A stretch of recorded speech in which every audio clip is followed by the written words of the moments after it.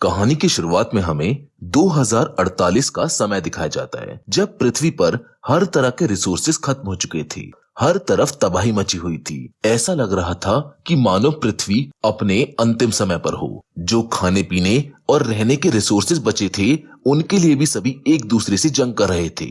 हर तरफ माहौल लड़ाई का था। ऐसे में हमको एक फैमिली को दिखाया जाता है, जिसे गवर्नमेंट के लोग एक अलग जगह पर एक बड़े और आलीशान घर में ले जाते हैं। उस फैमिली में रिक जेंसन, उसकी वाइफ एबी और उनका बेटा ल्यूकस होता है। रिक की फैमिली इतने बड़े घर को देखकर बहुत खुश होती है। उस जगह पर रिक की फैमिली के जैसे 13 और फैमिलीज को लाया गया है, क्योंकि गवर्नमेंट के कुछ लोग इन सभी फैमिलीज पर अपने कुछ एक्सपेरिमेंट्स और रिसर्च करना चाहते हैं, जिसके लिए उनके पास इस जगह पर साइंटिस्ट की पूरी टीम मौजूद है, जो इन लोगों पर एक्सपेरिमेंट्स करेगी। अगली सुबह सभी फैमिलीज के स्ट्रॉन्ग लोगों को एक मीटिंग में बुलाया जाता है, जिनमें हमारी कहानी का मेन कैरेक्टर रिक भी मौजूद है। उस मीटिंग में इस प्रोजेक्ट के हेड प्रोफेसर मार्टिन सभी लोगों को ये बताते हैं कि अब से 10 साल में पृथ्वी पूरी तरह से खत्म हो जाएगी। यहाँ कुछ भी रहने लायक नहीं बचेगा, क्योंकि आने वाले समय में यहाँ पर न्यूक्लियर वॉर होंगी, जिसकी वजह से यहाँ के सारे रिसोर्सेज और वातावरण खत्म हो जाएगा और कोई भी चीज यहाँ पर जिंदा नहीं रह पाएगी। इसी चीज से बचने के लिए हमारे पास एक रास्ता है। हम आप लोगों को टाइटन पर भेजेंगे, जो सैटर्न का सबसे बड़ा मून है। पर वहाँ जिंदा रहना इंसानों के लिए अभी तो मुमकिन नहीं है, क्योंकि वहाँ ऑक्सीजन से ज्यादा मीथेन और नाइट्रोजन गैस है। वहाँ पर मीथेन गैस की रोज बारिश होती है और टाइटन पर इतनी ठंड है कि आप वहाँ 1 मिनट भी जिंदा नहीं रह सकते। वहाँ अधिकांश जगह पर पानी और अंधेरा है। पर इन सब चीजों के बावजूद हम आपको वहाँ पर रहने के लिए तैयार करेंगे। हम आप सबके डीएनए में एक्सपेरिमेंट्स के जरिए कुछ बदलाव करेंगे, जिससे आपका शरीर टाइटन के वातावरण में रहने योग्य हो जाएगा। इसी के साथ आपका शरीर एक सुपर ह्यूमन स्ट्रेंथ भी अचीव कर लेगा। तभी वहाँ पर मौजूद एक आदमी मार्टिन से एक सवाल पूछता है कि क्या हमसे पहले आज तक तुमने किसी और को टाइटन पर भेजा है? मार्टिन उसको साफ मना कर देता है कि नहीं, तुम लोग ही उस पर जाने वाले सबसे पहले इंसान होंगे। जिस पर वो आदमी बोलता है कि इसमें तो बहुत ज्यादा खतरा है, हम मर भी सकते हैं। तभी इस आदमी की बात का जवाब देते हुए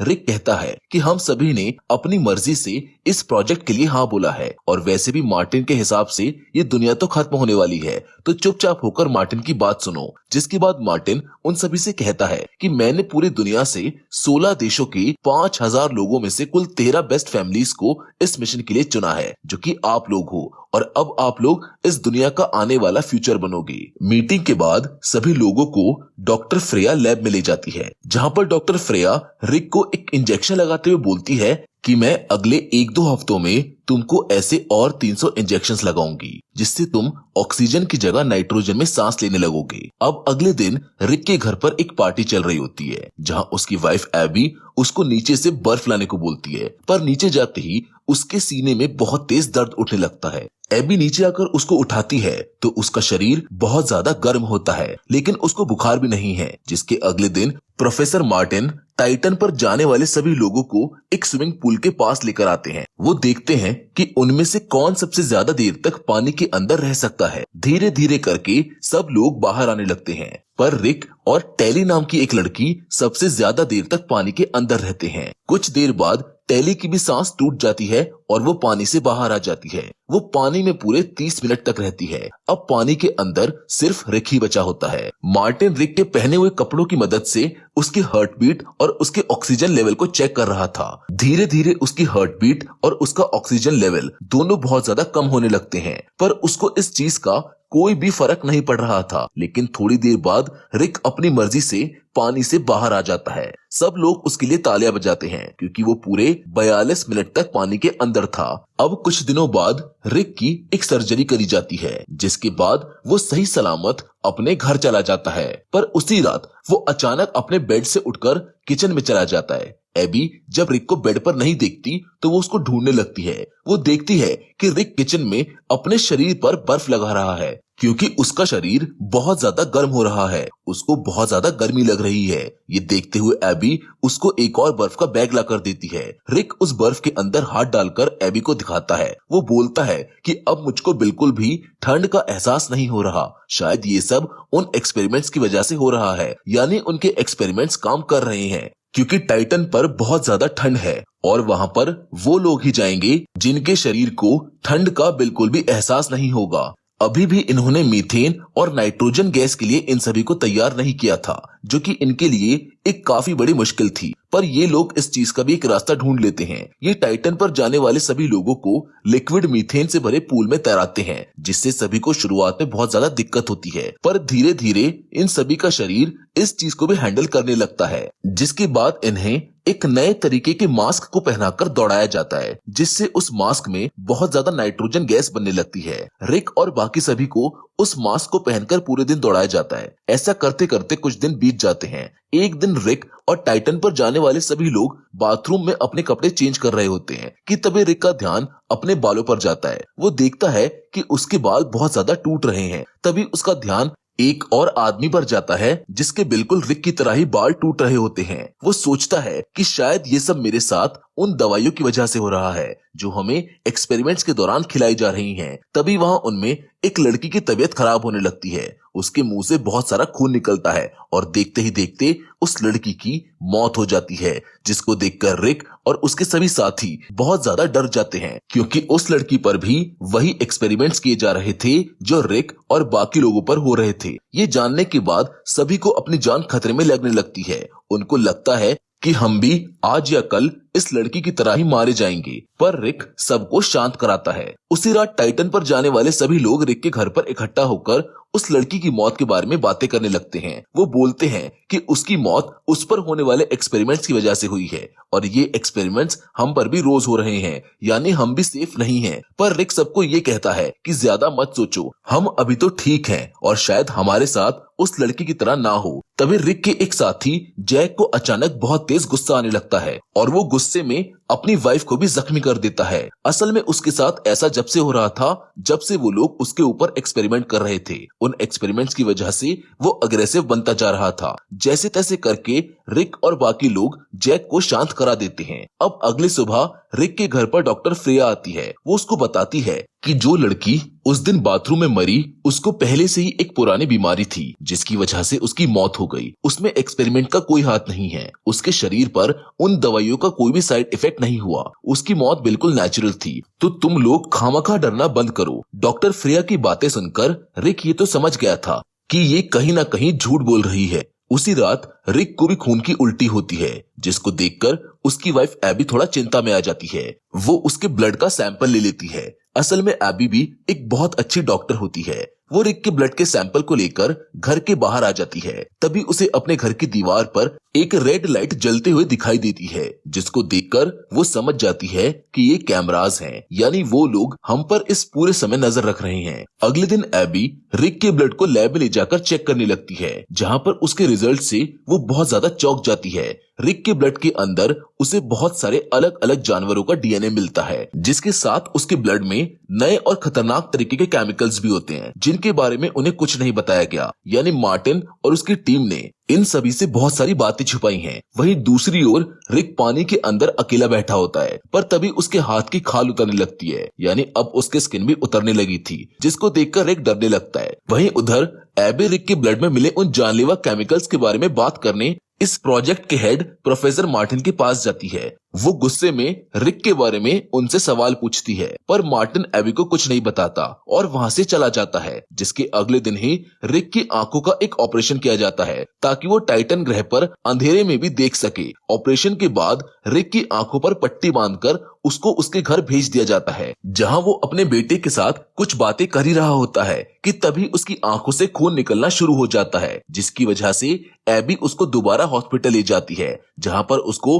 प्रोफेसर मार्टिन भी मिलते हैं। एबी मार्टिन पर एक बार फिर से सवालों की बारिश कर देती है। इस बार वो मार्टिन को धमकी देते हुए पूछती है कि मुझे सब कुछ सच बता दो कि तुमने मेरे पति के साथ क्या किया है, वरना मैं तुम्हें नहीं छोड़ूंगी। मार्टिन इस बार भी एबी की किसी बात का जवाब ना देते हुए वहां से चुपचाप चला जाता है। जिसके बाद एबी घर जाती है। वो देखती है कि उसका नेबर जैक, जिसे पहले भी बहुत ज्यादा गुस्सा आया था, उसे फिर से गुस्सा आ गया है और इस बार उसने गुस्से में अपनी वाइफ को ही जान से मार दिया, जिसकी वजह से मिलिट्री उसको पकड़ने आई है। पर तभी उसको जैक के घर में कुछ गोलियों की आवाज सुनाई देती है, जिसकी वजह से एबी बहुत ज्यादा डर जाती है। उसको लगता है कि उन्होंने जैक को मार दिया। अब एबी मन ही मन में सोचती है कि उससे बहुत सारी बातें छुपाई जा रही हैं, जिनका उसको जल्दी से पता लगाना होगा। वो उसी रात रिक का कार्ड उठाकर उसी लैब में चली जाती है जहां रिक और बाकी सब लोगों की फाइल्स होती हैं। उसे वहां पर उस लड़की की फाइल भी मिलती है जिसे डॉक्टर फ्रेया ये बता रही थी